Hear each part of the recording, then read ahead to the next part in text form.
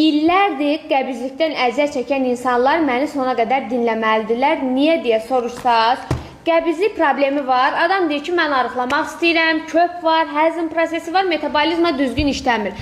Dostum, sən işlədici qutalaq, sənə çayları qəbul eləmək sənin bağırsağının müalicə olması demək deyil. Gördüyün fruktozan siropu, özüm sevərək istifadə edirəm bu siropu.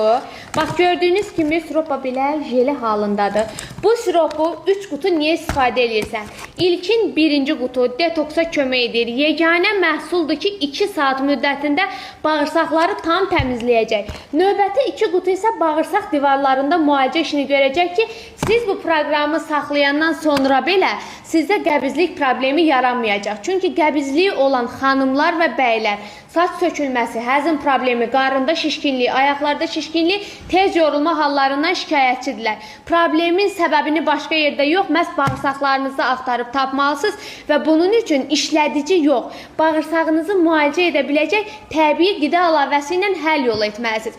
3 qutu fruktozanı vaxtında qəbul edin ki, qəbizliyin gələcəkdə yaradacağı fəsadların qarşısını alasınız.